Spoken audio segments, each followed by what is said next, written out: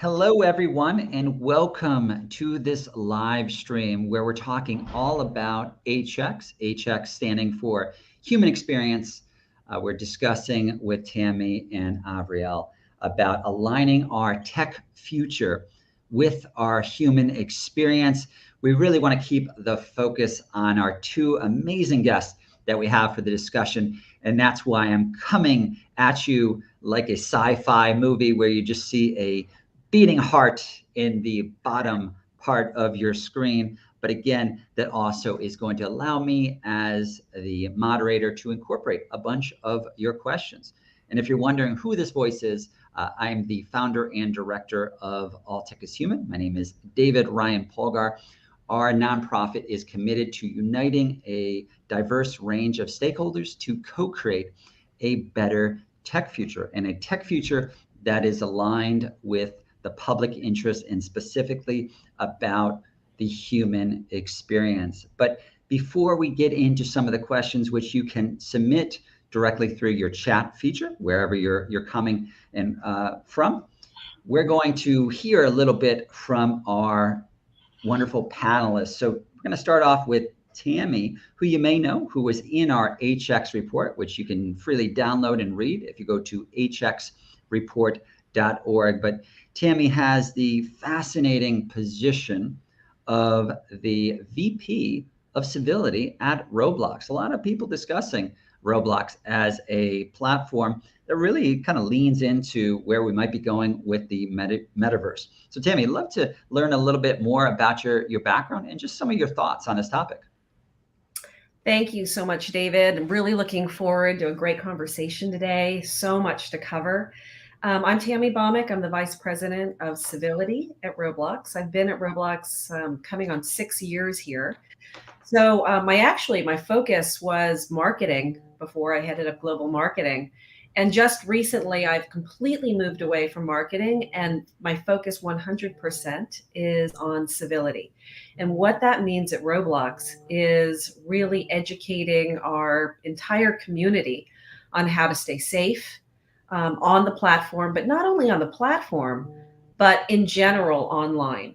And so, I've become very, very passionate because I see a need.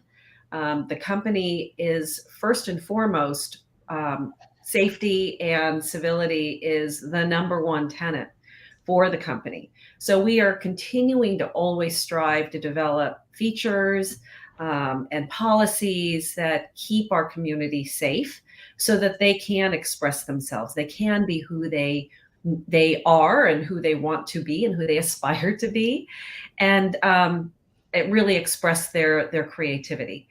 So with civility, I focus in basically 3 areas. One is partnerships with amazing people like yourself, Avriel, to really learn about what's going on out there and connect with subject matter experts so that we are constantly listening, so it informs our roadmap. I advocate internally for different policies and features in the product that we can take a look at to continue to evolve our platform.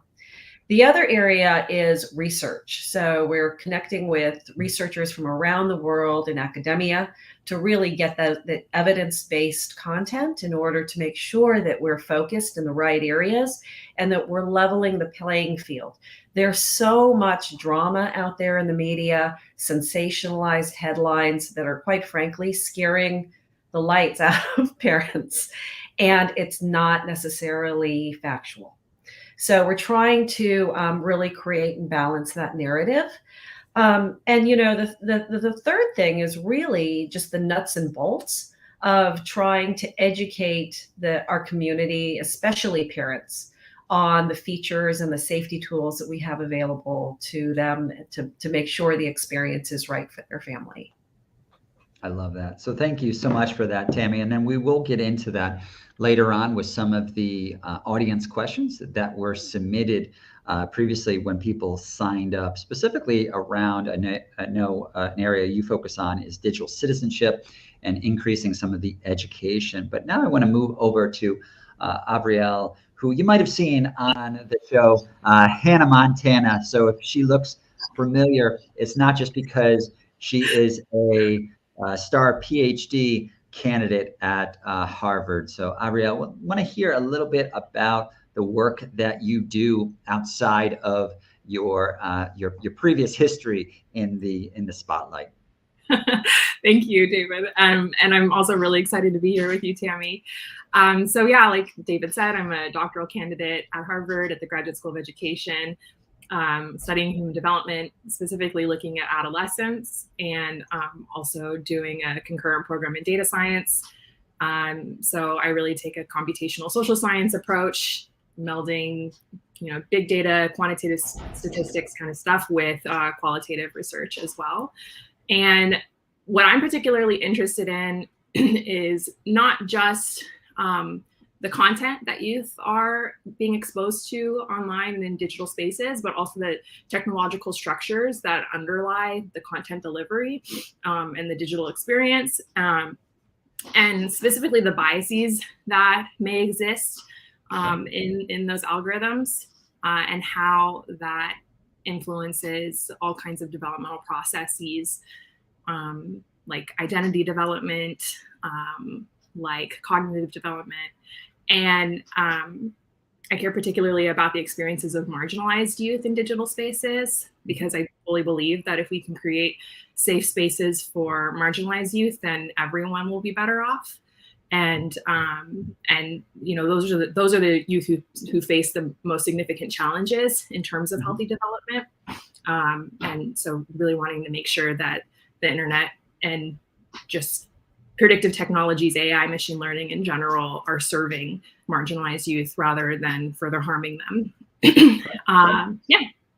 So I'm looking forward to continuing to work with companies like Roblox. I've done work with Spotify in the past, in YouTube, and just helping platforms understand where their place is in the developmental ecologies of digital natives.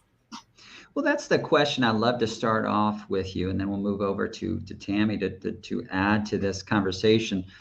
There's been seemingly a sea change with how we're viewing speech in digital spaces. For example, I think this really replicates some of the debates we always have around how we balance somebody's right or individual kind of expression versus their impact on a community. It seems like, at least from my perspective, and I serve on TikTok's Content Advisory Council and a few other working groups, is that we have moved away from sole focus on the intent of the underlying speaker versus the impact on the community or the recipient of that. So, Avriel, since you mentioned kind of the impact on particularly marginalized communities, I'd love to hear a little bit about some of your thinking on that, around really this delicate balance of, if you and I are on a social media platform, my conception of expression is different than your conception of expression. My intent might not be how you receive something. You might not know if I'm joking, if I'm not joking, right? So I'd be very curious of how you're really viewing that through some of your research. Yeah, for sure. Yeah, I think context is really important when you're talking about digital communication. And context is really hard to understand because we are usually not in the same place or in the same time when we're communicating online. Messages come across and there's giant gaps of time between the sender sending something out and the receiver receiving it.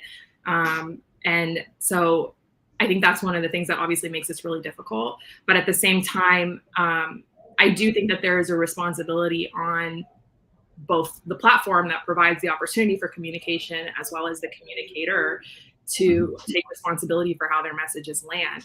Even in real life, we expect that of people. In the classroom, we know that impact is more important than intent, and folks are trained in ways of communicating such that their impact is what they meant it to be. And so I don't think we should hold people to different standards on digital platforms at all. The responsibility on the part of the platform, though, I think is where it gets really tricky, because obviously that's where conversations and conflict and tension around free speech start to come up? Do we allow people to say whatever they want, even when both their impact and their intent is to harm others?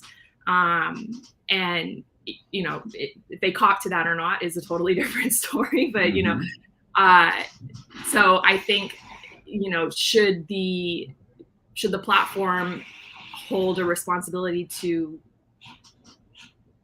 mitigate the harming content to reach somebody it was intended to harm, or somebody who ends up harming regardless of intent? I'm of the opinion that that's a really difficult question to answer.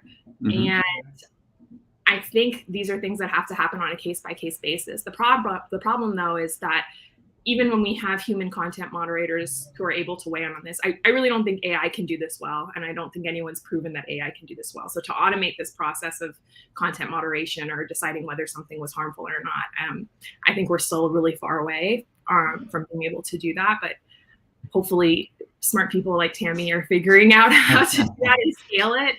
But I think the reason why it's hard to figure out how to get AI to do that is because we haven't even figured out how to get humans to do that yet. Right. We haven't figured out how to train human moderators to see past their own biases and their own blind spots, to empathize with somebody who is having a very different experience than them, and to see how this might land or how this might be impactful in a negative way on a marginalized person, for example. And I think that's why we see a lot of examples of people of color, women flagging content saying this is really harmful to me, but then it not being taken seriously by the platform. That's bigger than a tech problem.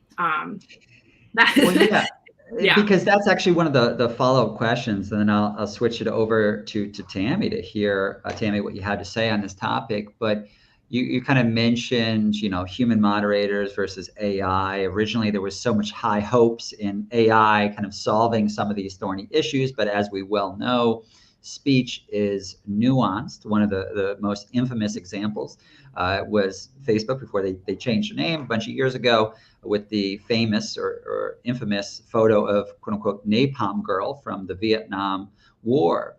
Objectively, that's a picture of a nude underage female, which would be flagged by any system and would be flagged by a human moderator if they're looking at their strict definitions, but it gets trumped by the political significance and cultural significance of that photo, and especially since it leans closer towards political speech, which in the United States, we would take that as more important than other types of speech. But I guess what I'd be curious from your end is, are you seeing anything about the design of platforms that can successfully kind of nudge human behavior in a positive direction? Because that seems to be a lot of the discussion, is that people are not just the same in every environment. You take me and you put me, in the confines of prison walls, and I start acting like a prisoner, right? We're influenced by the environment around us. So I'd be very curious of what you're thinking specifically around those issues. Yeah, I mean, I think there's some evidence that shows that humans are being nudged by tech platforms. I'm not sure there's evidence that they're being nudged in positive directions. I don't know if we've necessarily thought about what that might look like in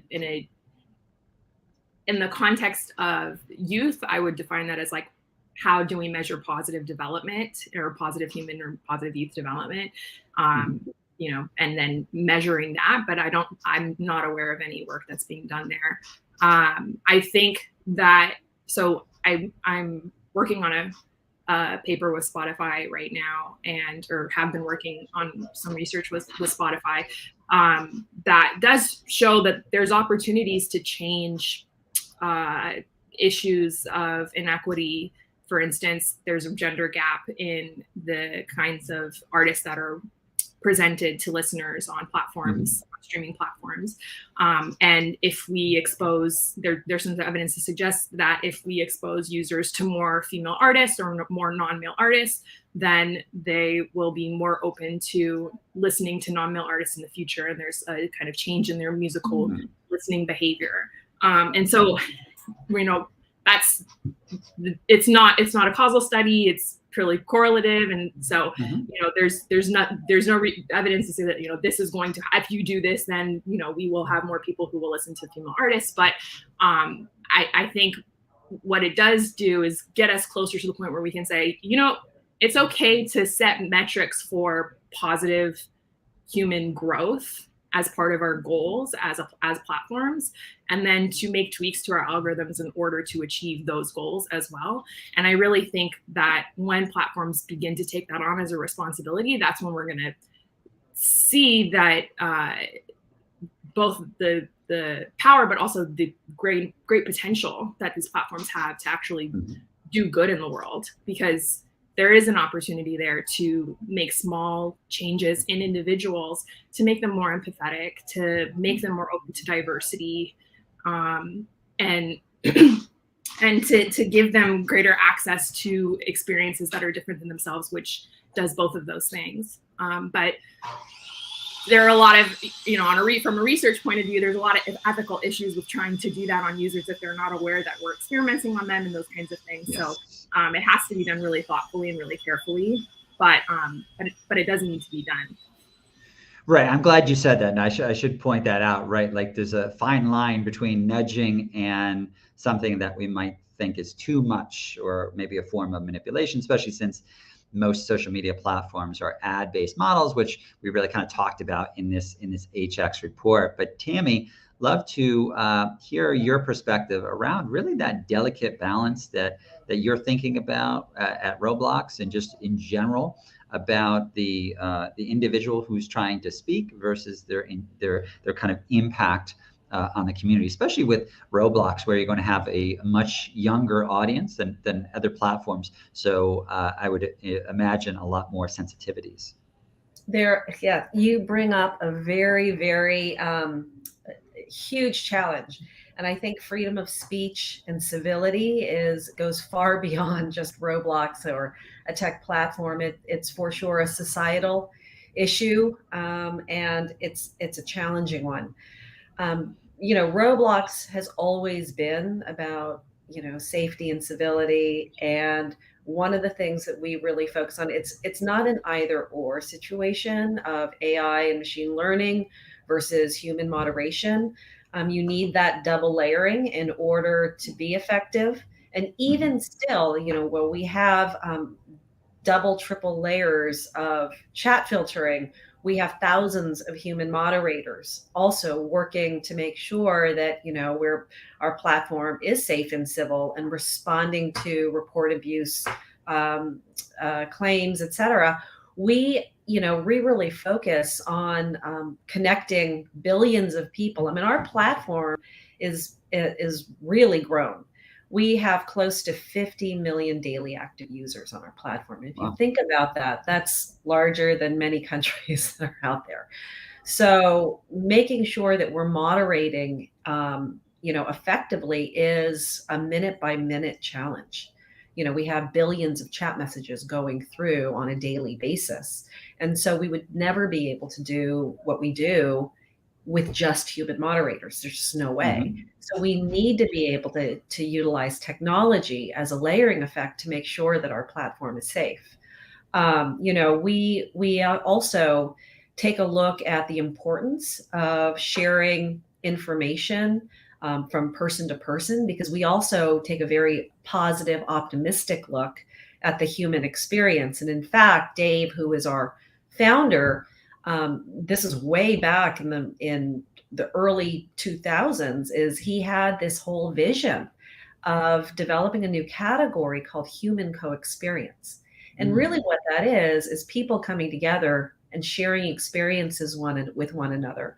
And as humans, really taking a look and understanding the background. And, it's not as scary when you start learning about another culture or another person who is not like you.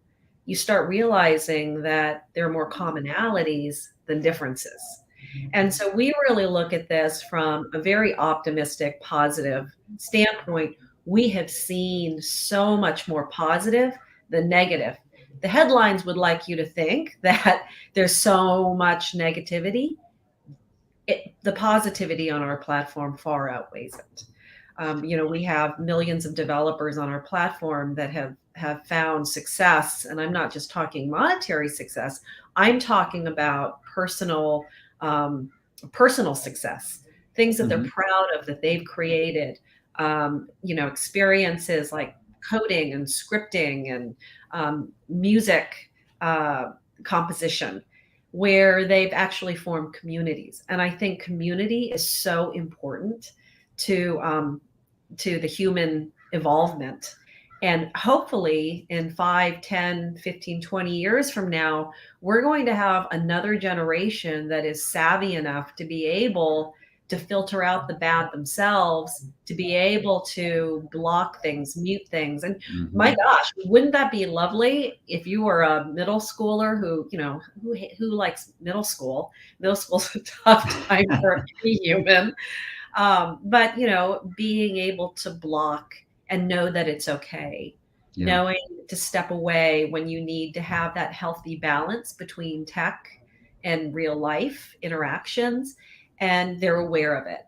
And so I'm optimistic that, it's platforms, it's education for our community, for parents as they're teaching their kids growing up. Avriel, I think you have a little one, and hopefully your little one, in 10 years is going to be in a position where, they're confident digital users.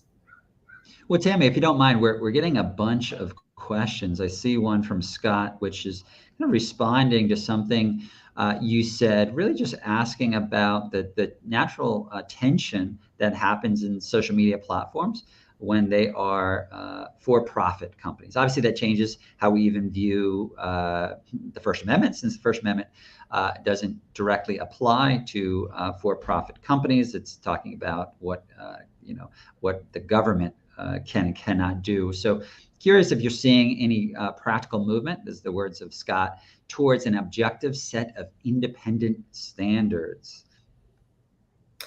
Well, I'll take that one. My existence as VP of Civility is a great example. So Roblox, my role and my team's role would not exist if we didn't take it seriously and it was just all about the money. And that's never why Dave started this company in the first place. He, in humble means in 2006, started this company to really teach kids about physics. That's how the company started. And so we put safeguards in place from the very beginning, protecting personally identifiable information from the very beginning. So we're not in a position where we're retrofitting for safety. We did it from day one. So, as an example of the focus of civility and having a safe platform, my team's existence is focused on taking the long view, and working with researchers, working with subject matter experts so that we can continue to advocate and inform internally with our product to be able to create new civil standards and features that increase trust, that increase transparency within the platform. So, I don't think that that's necessarily the way other platforms may prioritize things, but at Roblox we do. Well, it is interesting, right? Roblox has been a very slow burn for your traditional kind of platform, right? So I wonder if the founders of Friendster are kind of kicking themselves. Hey, we should have stuck it out. But I want to kick this over to Ariel. This one is looking at ways that you would recommend platforms to be more welcoming and inclusive for marginalized groups. And then we can also send that question over to Tim about what Roblox is doing, because especially for the film that you were in of TikTok Boom that just premiered at Sundance, recently. I know in that film there was a lot of discussion around the communities and how they are impacted differently and how they might be treated even differently with an algorithm, with the amplification or not being amplified. So just really kind of curious to hear on your end, your thoughts. Yeah, for sure. I mean, the very easy, simplistic answer to that is to bring more diverse people into your organization and like take their ideas seriously, and give them power to talk from their lived experiences and their lenses as people of color, as women, as people with disabilities, as people from the global South. I think, you know, it's one thing to talk about diversity and equity. It's another thing to think about how can we take seriously an effort to not, I don't want to say decolonize what we're doing in tech companies, but really think about the ways that the tech companies have amassed so much power because of a global project of colonization, and think about how do we shift the power balances within our organizations so that both the diverse people who work within our organizations are given more power, but then also the diverse people who use our platforms are given more power as well. And so, you know, that's one thing. And I think that, yeah, there's just having kind of bounced around a bunch of different tech companies, a bunch of big tech companies, and also big institutions where data scientists and computer scientists are being trained. We are really, really, really a long ways away from bringing women of color specifically into the fold and listening to them. Well, so, I mean, let's follow up with that then. Yeah. Oh, sorry. Just to follow up with that, then what needs to happen to bring more individuals into the fold? I mean, there's plenty of talented people out there. I think there are, you know, everyone talks about the pipeline issues and not having enough talent to bring into companies, but there's also a lot of people who end up leaving tech because it's not a welcoming place. A lot of people who end up being pushed out of academia in, you know, in computer science and computer science adjacent fields because it's not a welcoming place. So I think we need to look more deeply at, you know, culturally what's going on here to make folks who are underrepresented in these spaces continue to feel like there's no place for them there. And again, I think that is really listening to what people who are marginalized, being pushed out or not being given a space to even come in, listening to their experiences and taking them seriously and making changes based on that. Well said. So Tammy, I'd love to kind of hear your thoughts on this topic as well. Yeah. So, you know, just to be clear, Roblox does not make one game. We don't make games. We don't create experiences. We make the tools that allow the world to create. And so with that, you know, we have different developers that have come on to the platform using our free tools. So just by the sheer fact that our tools are free, hopefully it's helping accessibility for all socioeconomic groups. That said, we're not there yet, right? I don't think that any platform is there yet. You know, I think that we have a long ways to go by making sure that that tech, coding, engineering, accessibility is available to, you know, all people of different backgrounds and colors. And so, you know, we are doing a lot in terms of partnering with different coding camps, et cetera, that focus on, you know, underserved communities, making it accessible. And, you know, again, there's always that saying, you can't be if you can't see. Mm-hmm. And so it's an important thing for us to be able to point out different developers that have found success that maybe don't look like the typical, you know, teenage boy cis male. And so, you know, again, we're really trying to work with different groups to be able to encourage and put those tools in those people's hands. I like that. Yeah. So Avriel, I've got a question that was submitted earlier, specifically to you, that I'm going to bring up. It says, in light of rapidly emerging technologies, do the old human development theories and models still apply? For example, Erikson's stages of psychosocial development.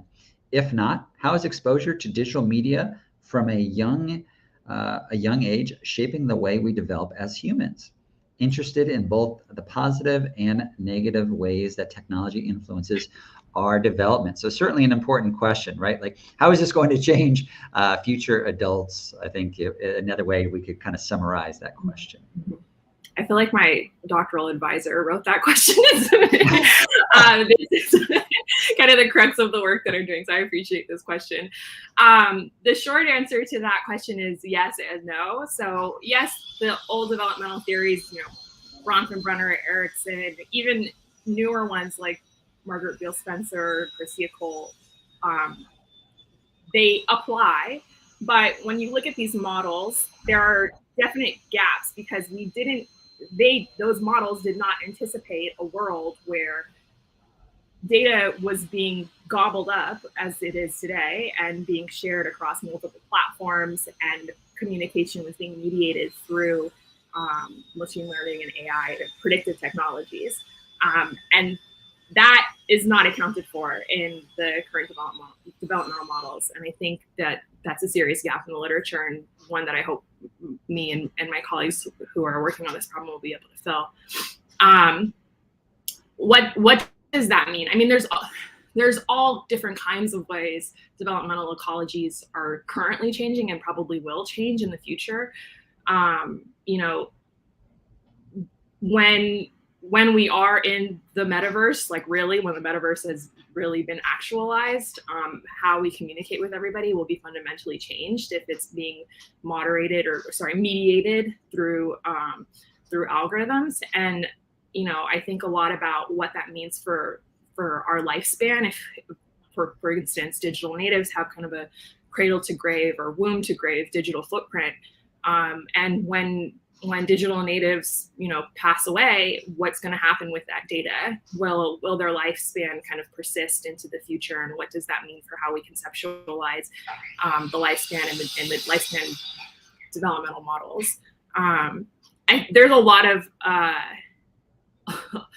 of unanswered questions in the field around what predictive technologies, specifically like ML and AI, how they're going to change the way that humans are developing. We're just like literally not studying it yet. And I think there's just a lot of open questions. And I do want to say that it's not all bad. I really, really appreciate Tammy's optimism and Roblox's optimism, because I think that there are so many threats, yes, to healthy development, but then also so many opportunities to foster healthy development through the ability to find communities that you wouldn't normally be able to find in real life. I think about, for instance, a middle schooler with a disability that nobody else at her school or in her neighborhood experiences, but then being able to find a group of people who talk about their experiences with that disability on a platform like TikTok or on Roblox, and being able to share stories and find affirmation. That couldn't happen before. And so, as we think about how platforms and AI are changing development, we definitely need to think about like, what are the things that we want to harness and continue to grow, that only technology provides opportunities to do, so that we can keep youth moving forward in a positive direction that wasn't available previously. Ariel, if I could, one of the things I just want to point out to that point, and one of the things that we're exploring, and again, I think that we are very early on in this process, right? Very early on. We're all trying to do various research to figure out the best solutions to support this involvement into the metaverse and the balance between real life and the digital world. And, one of the things that, we really see on a regular basis is, and this actually gives me hope, is that there's a lot of positivity and support, especially with this younger generation that I quite frankly think is much more open-minded than some of the older generations that are there. And so a lot of our community members have come on, they've found their community. And to your point, they're able to embrace who they really are. Whereas in real life, they can't necessarily do that for fear of being ostracized, or maybe their family doesn't accept them for who they are. This happens very, very often in the LGBTQIA community, where we constantly see kids that are coming on that are finding support and creating experiences on the platform that reflect, who they really are, and are finding affirmation.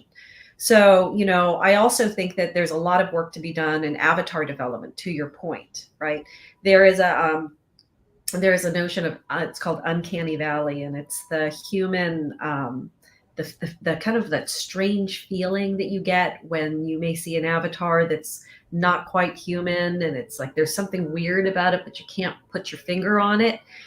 And that's something we're going to have to, as a tech industry, overcome, because emotion sends signals to one another as humans, where we can start figuring out, like, oh, maybe what I said hurt their feelings, or maybe what I said wasn't the right thing. We need to start developing and adopting those tools and that technology to create emotional connections, which I think will really, really help the civility and positivity within all platforms. Well, that's the question I'll shoot over to Avriel, and then Tammy, have you add on to. One, you mentioned uncanny valley, and then just for anyone kind of watching, a good example of that would be the Tom Hanks voice character in Polar Express. The eyes are always very difficult, like in digital spaces. And sometimes, since as humans, right, we're always trained since babies to look at eyes and eye contact, especially in American culture. So it seems a little odd when they don't dance, let's say, in the same way that a human eye would. But Ariel, I'd be curious then, what does your ideal tech future, what does it look like? Because Tammy was mentioning kind of like, and you were mentioning as well, the metaverse, and there's obviously a lot of debate about how big that might be, whether that is going to come into play, or how long that would take. But in the next couple of years, like especially what we were really dealing with, the prompt question for our HX report, right? What does this future that's better aligned with the human experience, what does that look like? I actually don't think I'm the right person to be asking that question to. I think we need to rely on the expertise of digital natives, and we need to be asking that question to youth, especially and marginalized youth, saying, what does a technology that affirms your experience and makes you feel empowered and uplifts you look like? Because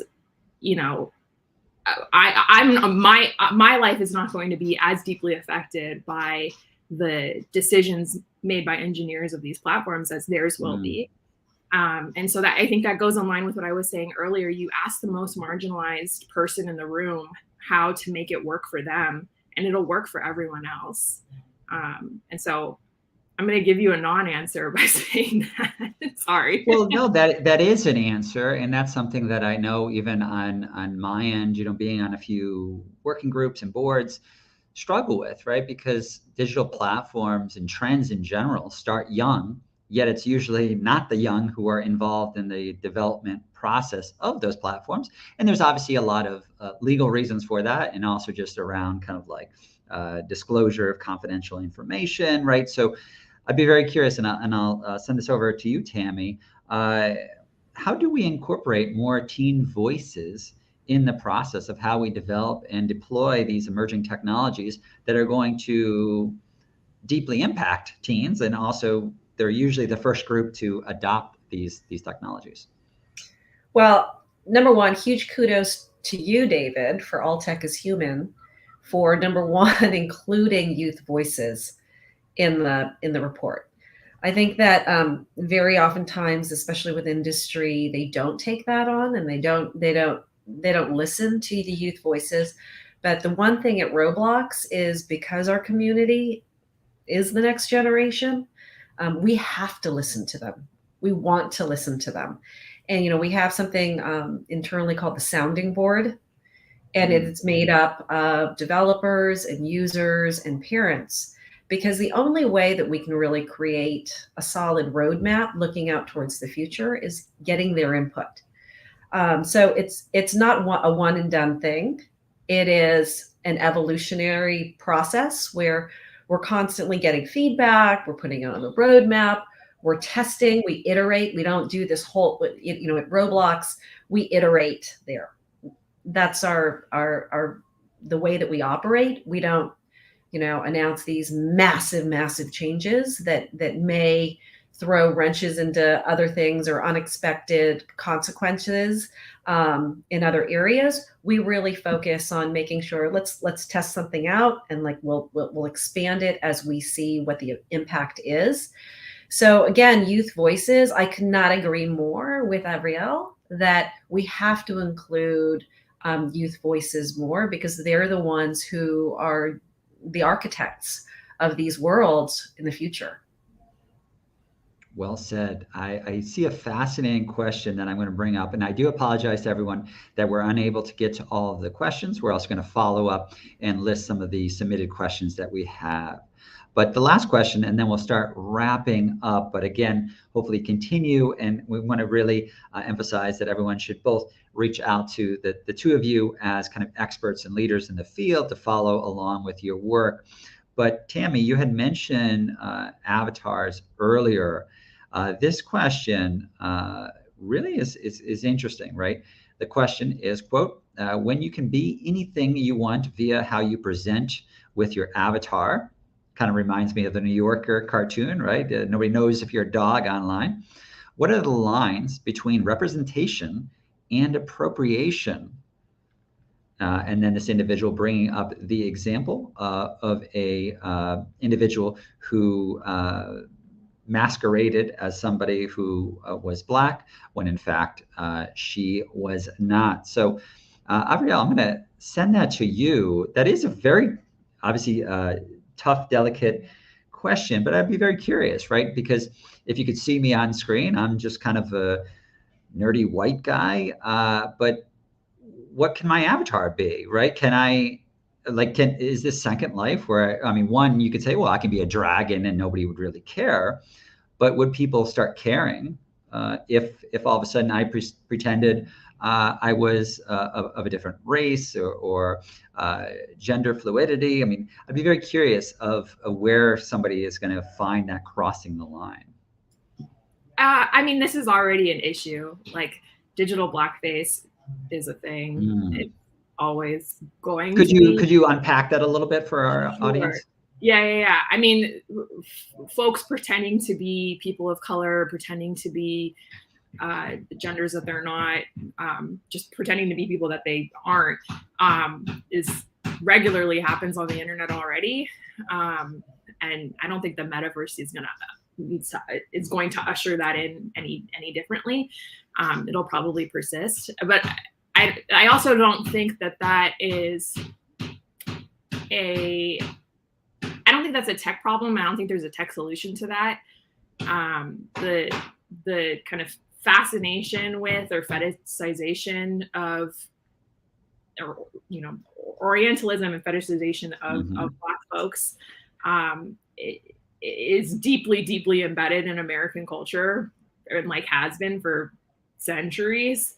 So I don't have, as a tech expert, I definitely don't have an answer of how to fix that in technology. I think the really unfortunate resistance to looking at American history and incorporating a real American history, and that deals with the history of white supremacy and colonization and oppression in our schools is kind of probably the first line defense to that. That again is unfortunately being resisted by many people. But Black folks are going to continue to be revered for our culture and the great things that we provide and give to American life, and also deeply, deeply hated for reasons that I do not understand. Yeah, so I unfortunately, I think that that's definitely going to be an issue in the metaverse, and I'm not sure. I hope Tammy has a really good answer to this question. Well, I know that we're running out of time. So I'll be quick. So it's a massive societal problem that moves beyond just tech, obviously. And, again, Roblox is there for avatars, for people to create avatars that they aspire to be, mm-hmm. that they feel more adequately represents who they are as people. For individuals who are creating avatars that don't necessarily represent them, or different cultures or different races, I think it really depends on what they do with it in terms of context of, it's not, if they're going in and they're experiencing how somebody who is Black or Asian might feel because they're dressed up in an avatar, they're maybe learning something that they weren't aware of before, which maybe increases the empathy quotient. If they're doing something nefarious or somehow harming, now that is absolutely wrong. And that, AI, machine learning, the report abuse system that we have to report is something that should be used. So I don't think one size fits all. I don't think that it's as easy as contextualizing it as all bad. There could be some positive elements from that, from a learning and education perspective, that could be applied as well. But what I will say, and then we'll get to the wrap up, love to hear how people can stay in touch with both of you.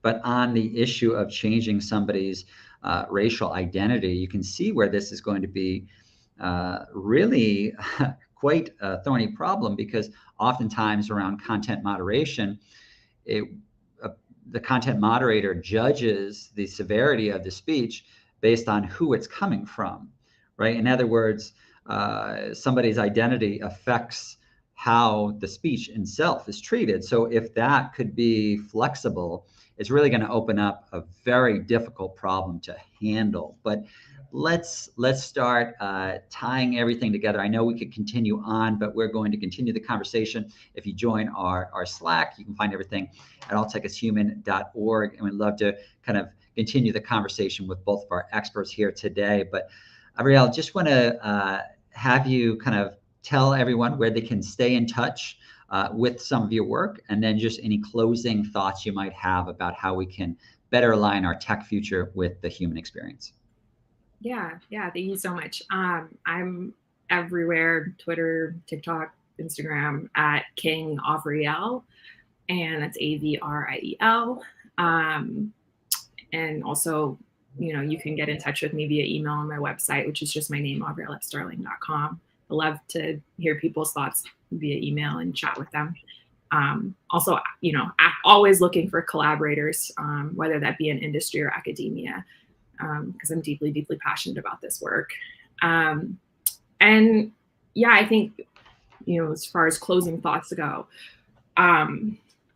the industry is much, much farther along than academia in terms of understanding developmentally, or not understanding, sorry, in terms of seeing what's happening.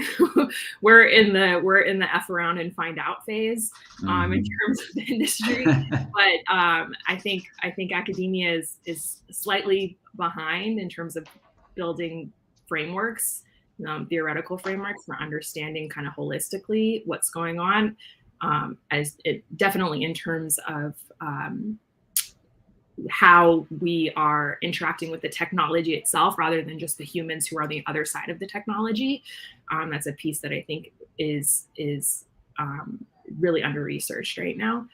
And so because of that, I say, we need more industry and academic partnerships, more sharing of data, more transparency, within reason, without harming any kinds of privacy issues or things like that. And so I just look forward to continuing to do that work with folks like Tammy and others who are doing incredible work in industry.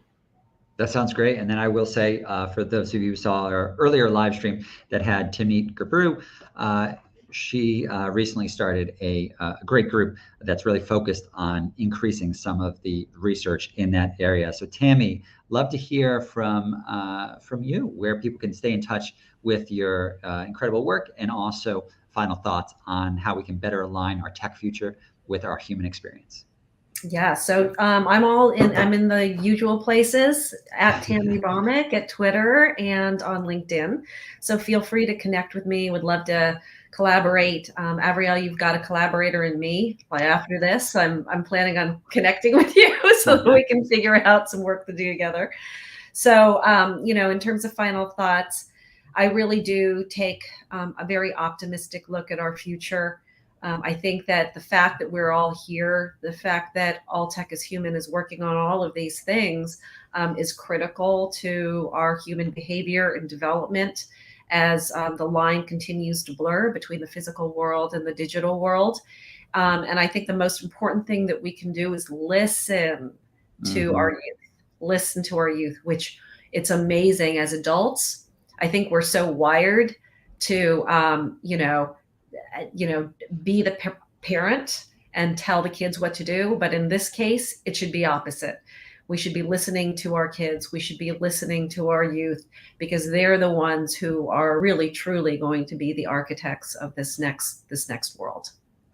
I think that's a great way to wrap everything up. So thank you all for tuning in to our live stream here at All Tech is Human. Stay in touch with us at alltechishuman.org. I'd like to thank Tammy and Ariel for coming on. Again, I'm David Ryan Polgar. Please stay in touch and follow this incredible work, and let's all start co-creating the tech future that we want. That entails us working together. So thank you all, and have a great day.